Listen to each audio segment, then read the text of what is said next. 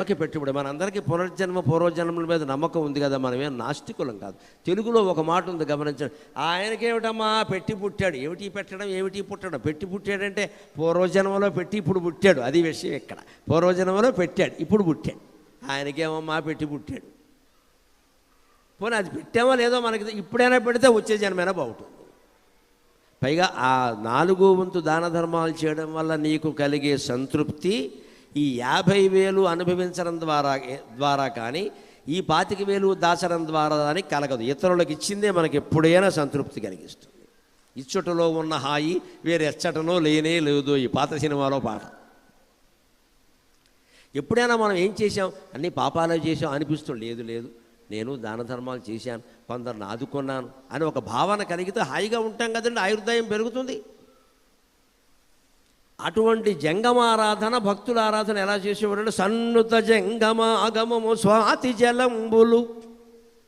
జంగములు ఆయన ఇంటికి వస్తే స్వాతివాన కురిసినట్టుగా భావించేవట్ట బసవేశ్వరుడు. స్వాతివానకు ఓ ప్రత్యేకత ఉంది, వానకే ఓ ప్రత్యేకత ఉంది.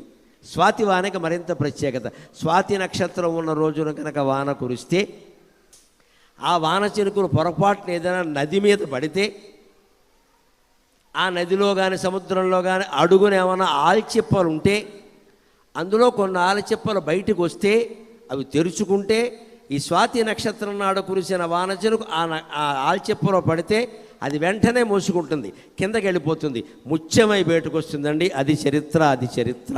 దీన్నే స్వాతి ముత్యం అంటారు. నీటి పొట్టు ముత్యపు చెప్పులో పడితే ముత్యం అవుతుంది, ప్రతి నీటి పొట్టు అవుతుంది. స్వాతి అక్కల్లా ఏ రోజు కురిసినా అవుతుంది. కానీ మామూలుగా నీటి పొట్టు ముత్యం అయితే ₹2 2,000 ఉంటుంది. స్వాతి నక్షత్రం నాడు కురిసిన వానతో కనుక ఆ ఆలిచిప్ప ముత్యం అయితే 2 లక్షలు ఉంటుంది. ఆ ముత్యం 2 లక్షలు ఉంటుంది. దాని క్వాలిటీ వేరు. ముత్యాల వర్తకులు చూస్తారు, ఇది స్వాతి ముత్యం అండి అంటారు. ఈయనకి ఏది స్వాతి ముత్యం ఈయన జీవితంలో అంటే దాన ధర్మాలే స్వాతి ముత్యం. సన్నుత జంగమాగమము స్వాతి జలంబులు. జంగములు భక్తులు ఈయనింటికి వస్తే చాలు స్వాతి చినుకులు కురిసినట్టే అనిపించేదిట. భక్తి నిమ్నగంచెన్నుగా నీదు చూడ్కులను చిప్పల. భక్తి అనే నిమ్మనగా ఆ నదిలో పడతాయి కదా, నిమ్మనగా అంటే అది నిమ్మనం గచ్చెతీతి, నిమ్మన గచ్చెతీతి నిమ్మనగా. నీరు పల్ల మెరుగు నిజము దేవుడెరుగు లెక్కది. నీరు పల్ల మెరుగు నిజము దేవుడెరుగు. అందుకని నదిని నిమ్మనగా అంటారు. పల్లానికి ఎడుతుంది ఎప్పుడు కూడా. పల్లానికి వెళ్ళమని ఒకరు చెప్పకల, ఎత్తుకు వెళ్ళాలంటేనే మనం మళ్ళించాలి, పల్లానికి అదే విడుతుంది. అంచేత నిమ్మనగా అంటే నది. సుర నిమ్మనగా అంటే దేవతల నది, గంగా నది. భక్తి అనే నదిలో పడ్డాయట ఆ జంగముల రాక అనే స్వాతి జలాలు. చెన్నుగా నీదు చుడ్కులను చిప్పల. అప్పుడు ఈయన కళ్ళు అనే ముత్యపు చెప్పలు పైకి వచ్చాయట. ఎంత వర్ణన చేస్తున్నాడో మహాకవి పాల్కురికి సోమనాథుడు. ఈయన బసవేశ్వరుడు కళ్ళు అనే ముత్యపు చెప్పలు నది పైకి వచ్చాయట, భక్తి అనే నది నుంచి పైకి వచ్చాయన్నమాట. చిప్పల నీదు చూడ్కులను చిప్పల. జొన్నలు ముత్తియంబులైయున్నా. ఇది ఒక మహామహిమ, భక్తుడైన వాడు చూపించిన మహిమ. బసవేశ్వరుడి దగ్గరికి ఒకసారి ఒక శివభక్తుడు వచ్చి, అయ్యా నేను మొక్కుకున్నాను కంగారులో, మా అబ్బాయికి ఇంట్లో పెద్ద వ్యాధి వచ్చిందండి, ఎంతమంది వైద్యులకు చూపించినా తగ్గలేదు, అంచేత నేను ఇది తగ్గితే శివుడికి ముత్యాల రాశితో అభిషేకం చేస్తానని మొక్కుకున్నానండి.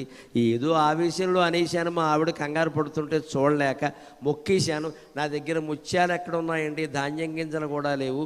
బసవేశ్వర అందరికీ దాన ధర్మాలు చేస్తున్నావుట, నువ్వే దిక్కయ్యా అని బసవేశ్వరుడికి నమస్కారం చేస్తే, కంగారు పడకయ్యా, శివభక్తుడైన వాడు మొక్కుకుంటే ఆ మొక్కు నేను తీరుస్తా, నువ్వు తీర్చాల్సిన పనేమీ లేదు అని ఇక్కడ కూర్చో అని తన ఇంటి ముందున్న జొన్నల రాశి, జోళదార రాశి అంటూ ఉంటారు కదా, ఆ జొన్నల రాశికేసి ఒక్కసారి బసవేశ్వరుడు తన అపారమైన పంచాక్షరీ జప తేజస్సుతో ఉన్న కళ్ళతో ఒక్కసారి చూసేట. ఆ జొన్నల రాశి మొత్తం ముత్యాల రాశిగా మారిందిట భక్తి ప్రభావం కారణం. భక్తుల విషయంలో ఇది ఏమాత్రం అసాధ్యం కాదు, శంకించవలసిన అవసరం లేదు, ఎప్పుడైనా జరుగుతుంది. దేవీ భాగవతంలో చెబుతారు ఒక మాట, కర్తుం అకర్తుం అన్యథా అకర్తుం. అనుకున్నది అనుకున్నట్టు చేయడానికి, అకర్తుం అనుకున్నది కాకుండా చేయడానికి, అది అవ్వాలి కానీ ఇంకో రకంగా అవ్వాలంటే ఆ రకంగా చేయడానికి భక్తిని మించిన సాధన లేదండి.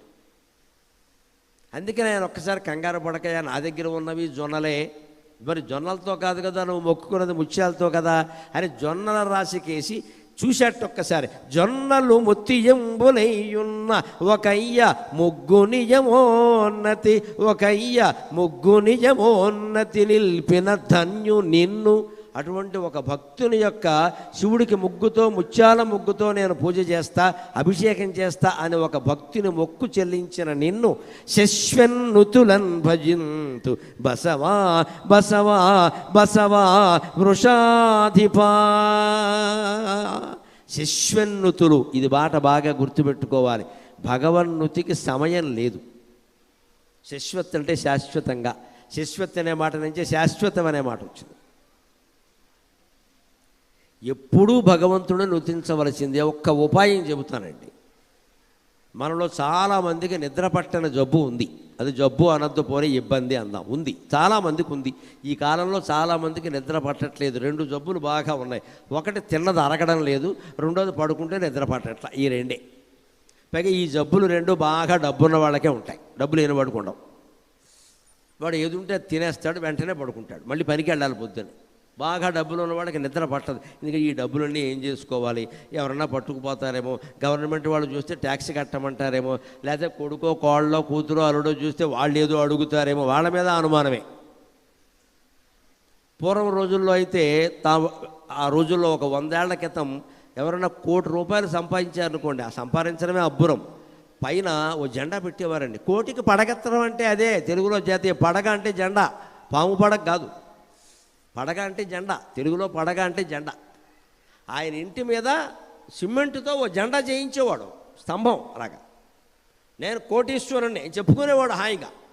ఆ ఊరికి ఎవరన్నా అతిథులు వస్తే ఆయన ఇంటికే పంపించేవాడు. అదిగో కోటికి పడగెత్తారండి జెండా, ఆయన ఇంటికి వెళ్ళండి అనేవాడు. ఆయన హాయిగా ఆనందంగా పెట్టేవాడు. అంతేకాదు, ఊళ్ళో ఏదైనా ఆలయం కట్టినా, బడి కట్టినా ఆయన ముందు చందా ఇస్తానండి, నా దగ్గర ఉన్నా నేను ఇస్తాను. ఇంత హాయిగా ఉండేవారండి. ఇవాళ ధనవంతుల కర్మ ఎంత తగలబడిపోయిందంటే, వాడి దగ్గర డబ్బు ఉన్నట్టుగా భార్యకు కూడా చెప్పడు, పట్టుకుపోతుందేమో అని బెంగ. గవర్నమెంట్కి అసలే చెప్పడు, పక్కవాడికి అంతకంటే చెప్పడు, బంధుమిత్రుడికి చెప్పడు. ఎందుకంటే వాడు అప్పు అడుగుతాడేమో ఇవ్వడేమో అని బెంగ. అంటే ఇన్ని కోట్లు సంపాదించి కూడా ఎవరికీ చెప్పకుండా కుళ్ళు బతుకు బతకాల్సి వస్తుంది. అంత డబ్బు అవసరమా? మనం స్వేచ్ఛ లేదు మనకి. జీవితంలో ఎప్పుడు 2 సుఖాలు ఉంటే వేరే సుఖం అక్కల్లా. మనం సుఖపడుతున్నావా లేదా అనడానికి 2 ఉదాహరణలు. తిన్న అన్నం 2 గంటల్లో అరిగిపోవాలి, పడుకున్న తర్వాత 2 నిమిషాల్లో గుర్రు పెట్టేయాలి. వాడు ఇంకా మహారథి, తిరుగులేదు, ఇంకా వాడి జీవితం బ్రహ్మాండంగా ఉంటుంది. పడుకున్నామంటే 2 నిమిషాల్లో నిద్ర పట్టేయాలి. అన్నం తిన్నాం 8 గంటల కంటే 10ంటికి పడుకునే సమయానికి అన్నం అరిగిపోవాలి. నిజానికి శాస్త్రం ప్రకారం అరిగిపోయాకే పడుకోవాలి. ఆ 2 కావాల్సింది. ఇవాళ చాలామందికి ఈ 2 సౌఖ్యాలు లేవు. అందుకే శశ్వన్నుత, మనకి నిద్ర పట్టట్లేదు కాబట్టి ఓ పని చేద్దాం. వెళ్ళకెలా పడుకుని మంచం మీద గుండెల మీద చేతులు వేసుకుని హాయిగా నమ శివాయ నమ శివాయ నమ శివాయ అని జపం చేసుకుంటే నిద్ర పట్టకపోయినా జపఫలమైనా వస్తుంది. ఎప్పుడో పడుతుంది నిద్ర, ఇంకో గంటకి. ఏమైంది ఇప్పుడు నష్టం? ఓ 1 ఏళ్ల తరబడి పడుకున్నాం, ఇంకెవరా మంచానికి అతుక్కుపోవాలి ఏంటి ఇక్కడ? అంతేగాని లేవడం, మంచినీళ్ళు తాగడం, మన శని మళ్ళీ పక్క వాళ్ళని కూడా లేపడం, నిద్ర పట్టట్లేదు. ఏం చేయమంట? ఆవిడని ఎందుకు లేపే పని లేక? ఆవిడ సుఖంగా పడుకుంది కదా. లేకపోతే టీవీ పెట్టడం, ఫోన్ తీస్తారు. ఇప్పుడు టీవీ దాకేంది, ఇది ఉందిగా మనకు అరచేతిలో శ్మశానం. ఇది మనకి అరచేతిలో వైకుంఠం ఉండేది, ఇప్పుడు అరచేతిలో శ్మశానం. ఫోన్ తీసి కెలుకు, బాగా కెలుకు. జీవితాన్ని చెలకడం తెలియదు, ఫోన్ కెలకడమే, కెలుకు. ఎవడేం పెట్టాడు? ఇప్పుడు 1 గంటకా ఏం చేస్తావు? కెలికి. నిద్ర పట్టట్లేదు. నిద్ర పట్టకపోతే ఫోన్ చూస్తే ఇంకా పట్టదు. సుఖంగా కళ్ళు తెరవకుండా ఉండాలండి. ఎప్పుడు నిద్ర పట్టడానికి ఒక ఉపాయం ఉంది. నిద్ర పట్టినా పట్టకపోయినా పొద్దున్న లేచి మన పనులన్నీ మనం చేసుకోవాలి. నిద్ర తాలూకు బద్ధకం ఉండద్దు. అంటే ఓ సన్నటి తువ్వాలు కానీ, రుమాలు కానీ, లేకపోతే విమానంలో ఇస్తారు ఐ మాస్క్ అని, కళ్ళ గంతలు లాంటి, అవి కానీ పెట్టుకుని పడుకోవాలి. కళ్ళు తెరవద్దు అంతే. నిద్ర పట్టినే పట్టకోవాలి. కళ్ళు తెరవకుండా పడుకుంటే అలసట తీరిపోతుంది మొత్తం. నిద్ర పట్టినట్టే ఉంటుంది. మీరు చేసి చూడండి, హాయిగా ఉంటుంది. పొద్దున్నే కళ్ళు ఎర్రగా ఉండవు, మామూలుగానే ఉంటాయి. ఎందుకంటే కళ్ళు తెరవలేదు నువ్వు. ఎందుకంటే నిద్ర పట్టడం మన చేతుల్లో లేదు మిత్రమా. కళ్ళు తెరవకుండా ఉండడం మన చేతుల్లో ఉంది. మన చేతుల్లో ఉన్న చేద్దాం ముందు, లేదు మనకెందుకు? అప్పుడేదో ఫోన్లు తీసి పుస్తకాలు తీసి పక్క వాళ్ళతో మాట్లాడి దేనికి ఇవన్నీ? ఇదే సౌఖ్యం. అలా ఉండగలిగితే అంతే. అందుకని శిష్యన్నుత అంటే ఎప్పుడూ భగవంతుడు స్థుతించాలంటే, నేను ఇందాకే ఒక అవకాశం చెప్పాను మీకు, ట్రాఫిక్ జామ్, రెండోది ఇది నిద్ర పట్టిన సమయం. అప్పుడు మీరు లేచి ఆఫీస్ పని చేయడానికి ఏం లేదు, ఎవరికి ఫోన్ చేయడానికి కూడా ఉండదు. వాడిని ఎందుకు చంపుతావు అర్ధరాత్రి 2ంటికి? ఈ పని చేయొచ్చు కదా, సుఖంగా ఉంటుంది కదా. అదే శిష్యన్నుత. మనం నిజంగా భగవంతుడిని నృత్యించదలుచుకుంటే దొరుకుతుంది అవకాశం ఎక్కడ. అప్పుడు మనం చేసేటువంటి ప్రతి పూజ, అక్కడ పెట్టిన ప్రతి పువ్వు మనకి అత్యంతమైన ఫలితాన్ని ఇస్తుందండి. శివునిందాకిన పువ్వులయ్యవి, శివునిందాకిన పువ్వులయ్యవి, కళాశ్రీ కౌముదీ దృక్ప్రభావ విశేషంబుల తావులీయవి, నభోవాన ప్రభూత అమృతాబ్దంబుల రేవులీయవి, నభోవాన ప్రభూతామృత సర్వదబ్దంబుల రేవులీయవి, జగత్సంతాపమంతం ముజేయు, జగత్సంతాపమంతం ముజేయు, విభూతి ప్రతిభావులీయవి, చిరాయుర్భాగ్యముల్ నించుతన్. భక్తితో చెయ్యాలి పూజ. ఎన్ని పువ్వులు పెట్టావనేది ముఖ్యం కాదు. ఇక్కడ 1,00,000 పువ్వులు పెట్టమని ఏ శాస్త్రంలోనూ చెప్పలేదు. ఒక్క పువ్వు దొడ్లో పూసింది దేవుడి దగ్గర పెట్టినా చాలు. ఆ పువ్వు మన పూర్వం స్త్రీలు ఏం చేసేవారంటే ఆ పువ్వు తలలో పెట్టుకునేవారు. అది చెయ్యాలి ఖచ్చితంగా. పూజ చేసాము అంటే ఆ పువ్వు 1 గంట పోయాక తీసుకుని స్త్రీలు శిరస్సులో ధరించాలి. ఇప్పుడు ధరించడానికి శిరస్సు పువ్వులు ధరించేంత విశాలంగా ఉంటే కదా. కొత్తిమీర కట్ట ఏం ధరిస్తావు? ధరించడానికి ఏమీ లేదు. ఇక్కడ చీర ధరించడమే కష్టంగా ఉంది, పువ్వులు ఎక్కడ ధరిస్తారు? మనం తయారు చేసుకున్నామండి. ఆధునిక నాగరికత పేరు మీద ఎక్కడా సంస్కారం సౌందర్యం లేకుండా చేసుకున్నాం. పూర్వకాలపు స్త్రీలు ఎంత మహిమాన్వితంగా చూడగానే దండం పెట్టాలనే ఎందుకు ఉండేవారంటే, అక్కడ శివుడికి దేవుడికి పూజ చేసి ఆ పూజా మందిరంలో పెట్టిన పుష్పాలు ఉంటాయి కదా, 4 పువ్వులు పెట్టి అక్కడికక్కడే ఓ పువ్వు తీసి ఇలా ఓ పాయ పైకి లాగి పెట్టుకునేవారు. అది సాయంత్రం వరకు ఉండేది. అలాగే ఆ దేవుడి దగ్గర పుష్పం తీసి తలలో పెట్టుకున్నాం అనుకోండి, ఎంత శుభప్రదం అండి అది. ఒక ధైర్యం. ఇది శివ పూజకు వాడిన పుష్పం, నేను శిరస్సు మీద ధరించాను, నాకెందుకు ఆపద వస్తుంది అంటే శివానుగ్రహాన్ని ఒక పుష్పం రూపంలో భౌతికంగా పొందుతున్నాం మనం. ఒక భౌతికం ఏదో ఉండాలి కదా. ఎంత అదృష్టం అది. మంచిది. ఈ పద్యాలన్నీ పాల్కురుగు సోమనాథుడు పద్యాలు చదివితే నాకు అనిపించింది ఏమిటంటే, శివునిందాకిన పువ్వులయ్యవి, ఇవుని శివుడి తాకి మన దగ్గరికి వచ్చిన పుష్పాలవి. కళాశ్రీ కౌముది దృక్ప్రభావ విశేషంబుల తావులీయవి. శివుణ్ణి తాకి వచ్చాయి కాబట్టి వీటి మీద ఎవరి చూపు పడుతుంటే చంద్రుడి చూపు పడుతుంది ఖచ్చితంగా. మరి చంద్రుడు శివుడి శిరస్సు మీద ఉంటాడు కదా. కళాశ్రీ కౌముది, కళలన్నిటికీ అధిపతి అయిన వాడు చంద్రుడు. కళాధరుడు అంటారు, అతను కళానిధి అంటారు. కౌముది అంటే వెన్నెల. దృక్ప్రభావ విశేషంబుల తావులీయవి, అలాంటి చంద్రుని దృష్టి పడిన విశేషమైన సుగంధం కలిగిన పుష్పాలు ఈ పద్యాలు. దృక్ప్రభావ విశేషంబుల తావులీయవి, నభోవాన ప్రభూత అమృతస్రవదబ్దంబుల రేవులీయవి. నభక అంటే ఆకాశం, వాన అంటే వర్షం కాదు. వనానాం సమూహం వానం. ఆకాశం అంతా ఒక అడవి అనుకుంటే, ఆకాశమనే అడవిలో పూసిన పుష్పాలు ఏమిటి తెలుసా? మేఘాలు. నభోవాన ప్రభూత అమృతాబ్దంబుల. ఆకాశంలో అంతా అడవి అనుకుంటే ఆకాశంలోంచే వాన కురుస్తుంది కదా, అంటే మేఘం ఉండాలి కదా. మేఘమే పుష్పం, మేఘం నుంచి కురిసే నీరే వర్షం. అందుకే నీటికి మరొక పదం మేఘపుష్పం ఘనరసక త్రిశుద్వే ఆప్యం అమ్మయం అని అమరకోశంలో చెబుతారు. మేఘపుష్పం అంటే నీరు. మేఘం కిందికి జార్చినటువంటి పుష్పమే నీరుట. ఎంత బాగా చెప్పారండి సంస్కృత నిఘంటువులో చెప్పిన మాట కవిత్వం. నీటిని మేఘపుష్పం అన్నాడు. మేఘం కిందకు పువ్వులు జార్చింది అనుకో, ఆ పువ్వునే నీళ్లు. అలాగే అమృతాన్ని కిందకు అందించేటువంటి రేవులు, మామూలు చెరువు రేవే చాలా అందంగా ఉంటుంది కదా. అమృతపు సరోవరపు రేవు ఎంత అందంగా ఉంటుందండి. మానస సరోవర యాత్ర చేసిన వాళ్ళకి తెలుస్తుంది. చాలా కష్టమే చెయ్యడం. కానీ విడితే తెల్లారకట్ట 2 గంటలకో 3 గంటలకో వెన్నెల విపరీతంగా ఉంటే ఆ వెన్నెల ఎలా ఉంటుందంటే అక్కడ పుస్తకం చదువుకోవచ్చు. మనం మామూలుగా ఎక్కడ వెన్నెల చూసినా మీరు పుస్తకం చదువుకోలేరు, కాస్త కాంతి ఉంటుంది అంతే. చంద్రుడు వెన్నెల వెలుగు ఆనందం కలిగిస్తుంది, సూర్యుడి వెలుగు ఉపయోగపడుతుంది. లోకానికి సూర్యుడు అవసరమే, చంద్రుడు అవసరమే, ఉపయోగము అవసరమే, ఆనందము అవసరమే. చంద్రుడు ఆహ్లాదం కలిగిస్తాడు, ఉపయోగపడుతుందంటే చెప్పలేం. ఆహ్లాదం కూడా ఉపయోగమే కదా నిజానికి. చంద్రకాంతిలో వంట చేయడం కుదరదు, పెద్ద చూబులేట్లు పెట్టి వంట చేస్తేనే తినలేకపోతున్నాం. చంద్రకాంతిలో వంట చేస్తే ఏం తింటాం, ఏం పడతాయో తెలియదు. అందులో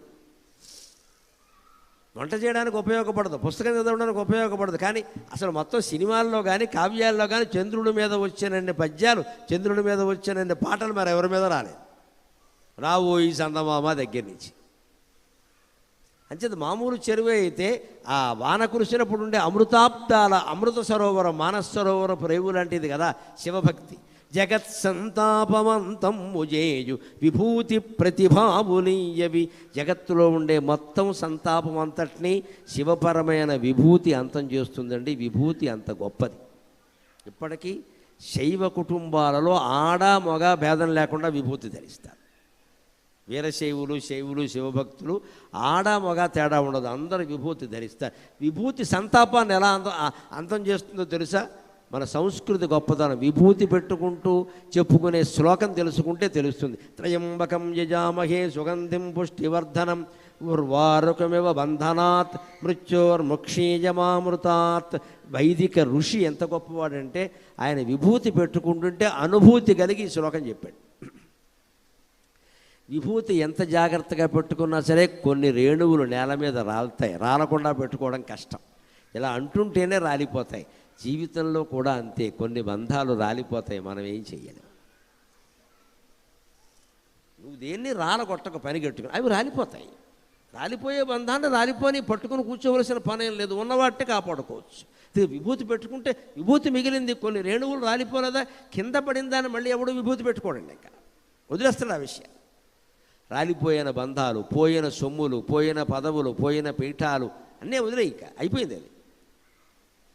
అక్కడే ఉపాయం ఏం చెప్తున్నా అంటే వైదిక ఋషి త్రయంబకం యజామహే సుగంధిం పుష్టివర్ధనం. ఈ 3 రేఖలతో విభూతి పెట్టుకోవడం. ఎందుకంటే త్రయంబకం 3 కళ్ళు కలిగిన శివుడు ఉన్నాడు కదా, అందులో 3వ కన్ను తెరుచుకోవడానికి జ్ఞాననేత్రం ఇక్కడ ఉంటుంది. ఈ 2 కళ్ళు అడ్డంగా ఉంటాయి, 3వ కన్ను నిలువుగా ఉంటుంది. తేడా అది.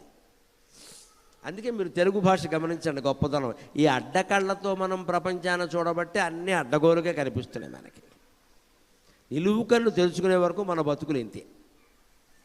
తెలుగులో అడ్డం అనే మాట ఎలా వాడతారు? అడ్డంగా వచ్చాడు, అన్నిటికీ అడ్డం అవుతాడు, అడ్డంగా మాట్లాడతాడు, అడ్డగోలు మనిషి. అడ్డం అనేదాన్ని వ్యతిరేకార్థంలో వాడుతున్నాం. అదే నిలువు, నిలబడ్డాడండి, నిలబెట్టాడండి, నిలువెత్తు మనిషి అని పాజిటివ్ అర్థంలో వాడుతున్నాం. అంచేత అడ్డకళ్ళు మన మాయ చేస్తున్నాయి. నిలువు కన్ను ఉన్న శివుణ్ణి ఆరాధిస్తే మనం ఆ మాయ నుంచి బయటపడతాం. దీన్నే రుద్రాక్ష అన్నారు. రుద్ర శివుడు, అక్ష అంటే కన్ను. ఆ నిలువు కన్ను ఎలా ఉంటుందంటే సరిగ్గా రుద్రాక్షకాయ గగ్గులు గగ్గులుగా ఉంటుంది, అది ఉసిరికాయలా ఉండదు, అది అలా ఉంటుంది ఈ కన్ను. పైగా అది నిలువుగా ఉంటుంది. నువ్వు ఈ సృష్టిని నిలువుగా చూడాలి, అడ్డంగా చూస్తున్నావు ఇప్పుడు దరిద్రం కొద్దీ, అందుకని అడ్డంగానే కనపడుతుంది మనకి. అందుకని రుద్రాక్ష. త్రయంబకం ఇక్కడున్న 3వ కన్ను తెరుచుకోవడానికే మనం విభూతి పెట్టుకోవడం, కుంకుమ బొట్టు పెట్టుకోవడం కూడా. కుంకుమ బొట్టు ఇక్కడ మధ్యలో ధరిస్తాం, అక్కడే ఉంటుంది 3వ కన్ను, అది కుంకుమ రంగులోనే ఉంటుంది, అందుకే కుంకుమ బొట్టు పెట్టుకోవాలి. సుగంధిం, అది ఎలాగో సుగంధంతో ఉంటుంది. పుష్టివర్ధనం, ఒంటికి రాస్తే విభూతి ఈ చర్మ సంబంధమైన రోగాలు పోగొడుతుంది, పుష్టి కలిగిస్తుంది. పసిపిల్లలకు పూర్వం విభూతి రాసేవారు. ఇంకోటి కూడా మీరు గమనిస్తారు, కుంభమేళాకి వెళ్ళినప్పుడు నాగా సాధువులు వస్తారు అక్కడికి. చూడండి, దిగంబరంగా ఉంటారు వాళ్ళు, నాగా సాధువులు. అఘోరాలు కూడా వస్తారు, అఘోరాలు వస్తారు. వాళ్ళు చూడడానికి చాలా ఇబ్బందిగా ఉంటారు, కానీ వస్తారు వాళ్ళు జనంలో. వాళ్ళు అప్పుడే వస్తారు, మళ్ళీ రారు, మీరు రమ్మన్న రారు వాళ్ళు. అఘోర విధానం చాలా గొప్పది, అది మనకు అర్థం కాదు కానీ చాలా గొప్పది. వాళ్ళు మహత్తరమైన శక్తి సంపన్నులు, కానీ వాళ్ళ దగ్గరికి వెళ్ళకండి, ఒక్కోసారి తిక్కగా ఉంటారు మనుషులు. ఇది విపరీతమైన తపస్సు అది. పైగా హిమాలయాల్లో భయంకరమైన చలిని ఎలా తట్టుకుంటారో తెలుసా? ఒళ్ళంతా విభూతి రాసుకుంటారు. గమనించండి, ఒళ్ళంతా విభూతి రాసుకోవడం వల్ల ఏం జరుగుతుందంటే చర్మరంధ్రాలన్నీ మూసుకుపోతాయి విభూతి రేణువులతో. అప్పుడు ఒంట్లో ఉన్నటువంటి వేడి బయటికి రాదు, ఆ ఒంట్లో వేడి కారణంగా వాళ్ళు హాయిగా ఉంటారు, బయట చలి ఉన్నా సరే. అందుకని విభూతి రాస్తారు. రంధ్రాలన్నీ విభూతి రేణువుల వల్ల మూసుకుపోయాయి. ఒంట్లో వేడి ఉంది కదా, లేకపోతే బతకం ఉండం కదా, మనం ఒంట్లో వేడి ఉంది కదా, 98.4 లెక్కే కదా. మరి ఉష్ణోగ్రత ఎక్కడది? 98.4 ఉంది. సామాన్యంగా 98 డిగ్రీలు పైన ఉంది వేడి, లేకపోతే బతకం కదా. ఆ ఉన్న 98 డిగ్రీలు మనం కాపాడుకుంటే చలికాలం కూడా బతుకుతాం. అది బయటికి వెళ్ళిపోతుంది చెమట బిందువుల ద్వారా. ఎందుకంటే వేసవకాలం బయట వేడి ఎక్కువగా ఉంటే ఆ వేడికి చెమట పడుతుంది. చెమట పడుతుంది అంటే ఎప్పుడు మంచినీళ్ళు తాగాలి ఖచ్చితంగా. మంచినీళ్ళు తాగి తీరాలి చెమట. అందుకే వేసవకాలమే దాహం వేస్తుంది మనకి, మంచినీళ్ళు తాగాలి తప్పదు. వైజయంతి విలాసంలో మహాకవి చెబుతాడు, సారంగు తమ్మయ్య చెబుతాడు ఒక మాట. వేసవకాలాన్ని వర్ణిస్తాడు ఆయన. వేసవకాలాన్ని వర్ణిస్తూ గమ్మత్తైన మాట మాడతాడు. మజ్జిగ కూడా దాహం వేసిందిట. మజ్జిగకి దాహం వేయడం ఏంటి? మనం దాహం వేస్తే మజ్జిగ తాగుతాం. మజ్జిగ కూడా దాహం వేసింది. ఆయన ఏం చెబుతారంటే, చూడండి మజ్జిగకి కూడా దాహం వేసింది, మజ్జిగ నీళ్లు తాగుతోంది అన్నాడు ఆయన. మరి వేసవకాలం ఒట్టి మజ్జిగ ఎవరు నీళ్లు కలిపిన మజ్జిగ ఇస్తారు. మజ్జిగ అన్ని నీళ్ళు ఎందుకు తాగుతుందంటే బహుశా దాహాన్ని తీర్చే మజ్జిగ కూడా దాహం వేసి ఉంటుంది అన్నాడు. మహాకవి వాక్కు అంత గొప్పదండి, ఎంత చమత్కారం. వైజయంతి విలాసం అంటే విప్రనారాయణ చరిత్ర, అందులో వర్ణిస్తాడు వేసవకాలాన్ని వర్ణిస్తూ. అందరి దప్పిక తీర్చే తక్రానికి దప్పిక ఎక్కువై నీళ్లు తాగుతోంది అంటాడు ఆయన. మరి మజ్జిగలో నీళ్లు పోసేస్తారు కదా. అలాగే విభూతి రాసుకోవడం వల్ల ప్రయోజనం ఏమిటంటే, వేసవి కాలం ఒంట్లో ఉండే చలి నిలబడుతుంది, చల్లదనం.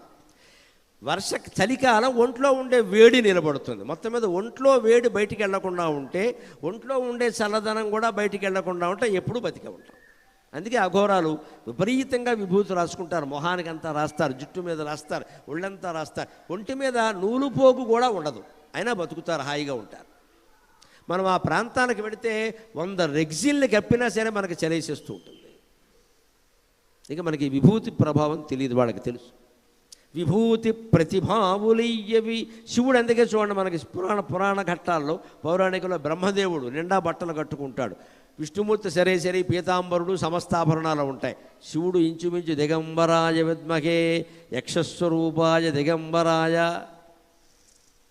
ఆ శివభక్తే నాగాభక్తి, శివభక్తి అఘోరాభక్తి. వాళ్ళు శవమే ఎందుకు తింటారు అంటే ఆశ్చర్యం. మనం అనుకుంటాం శవాన్ని తింటారని, పొరపాటు. మనం చూడకుండా మాట్లాడుతున్నాం. స్వామి రామ అని ఒక మహాయోగి ఉండేవాడు. 95 సంవత్సరం వరకు, 1995 వరకు ఉన్నాడు. హిమాలయ యోగుల్లో ఆయన చాలా గొప్పవాడు. ఆయన జీవిత చరిత్ర దొరుకుతుంది, చదవండి. నేను చదివాక ఆశ్చర్యపోయాను, ఇదే అఘోరాల గొప్పతనం అని. అందులో చెప్తాడు ఆయన, కొంతమందిని కలిశాడు. వాళ్ళు ఏం చేస్తారంటే, వాళ్ళ దగ్గర మహిమ ఎలా ఉంటుందంటే, వాళ్ళకి బయాలజీ బాగా తెలుసు, రకరకాల శాస్త్రాలు వాళ్ళకి తెలుసు, మంత్రశక్తి సరే ఎలాగో ఉంది. ఈ శవాన్ని వాళ్ళు దూరంగా తీసుకెడతారు, ఓ చోట రహస్యంగా పెడతారు. దాని నుంచి వాళ్ళకి ఏ పదార్థం కావాలో ఆ పదార్థం కింద దాన్ని మారుస్తారు. అంతటి శక్తి కలిగిన వాళ్ళు అఘోరాలు. శవాన్ని శవంగా వాళ్ళు తినరు, పొరపాటు మాట, మనకి తెలియక మాట్లాడతారు. వాడి గులాబ్ జామ్ ఇష్టం అనుకోండి, ఈ చెయ్యి గులాబ్ జాముగా మారాలి అని సంకల్పిస్తాడు వాడు. ఆ చెయ్యి గులాబ్ జామ్ అయిపోతుంది, తింటాడు. గులాబ్ జామ్ తినడం తప్పలేదుగా. ఆయన సిద్ధాంతం ఏమిటి? మేము మాంసం తినమంటారు, మొక్కలు కూడా తినరు, కందిపప్పు మినపప్పు కూడా తినరు, నువ్వు పెట్టినా తినరు. ఎందుకు తినమంటే జీవహింస అంటాడు. మరి ఇదేమిటంటే అది జీవి కాదుగా, శవం అంటాడు. మనకు అర్థం కాదు, కానీ ఎంత గొప్ప సిద్ధాంతం అది. అది వాడికి అరుగుతుంది, మన ఎదురుగానే మార్చేస్తాడు. అంత శక్తి ఉన్నవాళ్ళు ఉన్నారు. ఎందుకంటే సృష్టి అంతా భగవంతుడు మాయ. తపశ్శక్తి ఉన్నవాడు ఏ వస్తువుగానైనా మార్చగలడు. అనుమానం అణువులండి, సైన్సే అందులో ఉన్నది. ఇందులో మాయల సైన్స్. అణువులు, ప్రతి పదార్థము అణువులతోనే తయారైంది. అణువుల సంయోగాన్ని మారిస్తే పదార్థం మారిపోతుంది, అనుమానం ఏమీ లేదు.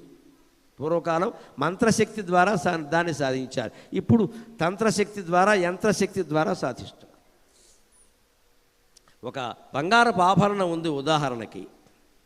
ఈ ఆభరణం ఇది కంకణంగా కాదండి, ఇది కొంచెం 2 గాజులు చేయాలి అన్నాం అనుకోండి. మన ఆడవాళ్ళు వేసుకునే గాజులు వేరు, ఈ కంకణం వేరు కదా. దీన్ని 2 గాజులు చేయాలంటే స్వర్ణకారుడు ఏం చేస్తాడు? ముందు దీన్ని కరిగిస్తాడు. ఇలా ఉండగా గాజులు అవ్వదు, కరిగిస్తాడు. కరిగించినప్పుడు ఏమైంది? ముడి బంగారం అయింది. ఆ ముడి బంగారాన్ని మళ్ళీ 2 గాజులుగా మారుస్తాడు. అంటే దాంట్లో ఉండే బంగారపు అణువుల్ని మార్చాడు. మారిస్తే కంకణం 2 గాజులు అయిందా లేదా? ఆకారాన్ని బట్టి దాన్ని కంకణం అన్నావు, ఆకారాన్ని బట్టి దీన్ని గాజు అన్నావు. కానీ బంగారం ఒకటేగా. పైగా కొత్తగా నువ్వు బంగారం ఏం పెట్టలా, అక్కడున్న బంగారమే మారింది. సరిగ్గా భగవంతుడు ఈ సృష్టి అంతట్లో ఎప్పటికప్పుడు అణువుల సంయోగాన్ని మారుస్తాడు. పరమాణు సంయోగం ద్వారా సృష్టి మొత్తాన్ని మారుస్తాడు. అదే భగవన్ లీల. దాన్నే లలితా సహస్రంలో 4 మాటల్లో చెప్పారు. పరంజ్యోతి పరం ధామ పరమాణు పరాత్పరా. పరంజ్యోతికి గొప్ప వెలుగు అమ్మవారి శక్తి, పరంధామ గొప్ప తేజస్సు, పరమాణు పరమాణువులో కూడా ఆ తేజస్సు ఉంది, పరాత్పర పరము కంటే పరమైనది. దీన్నైనా ఎలాగైనా మార్చగలుగుతుంది, అంతా మనస్సంకల్పమే. విభూతి ప్రతిభావులు ఇవి, విభూతి మహత్యం అది. అందుకే మన వాళ్ళకు కూడా ఒక సెంటిమెంట్ కోసం విభూతి పెట్టడం కాకుండా పసిపిల్లల్ని పడుకోబెట్టినప్పుడు కాస్త విభూతి రాయడం ప్రతిరోజు అలవాటు చేసుకోవాలి. శివాలయంలో దొరుకుతుంది హాయిగా, అలవాటు చేయాలి. చర్మరోగాలు రావు, చెమట పట్టినా బాగుంటుంది, వేడైనా బాగుంటుంది, చలైనా బాగుంటుంది, దేన్నైనా తట్టుకుంటారు.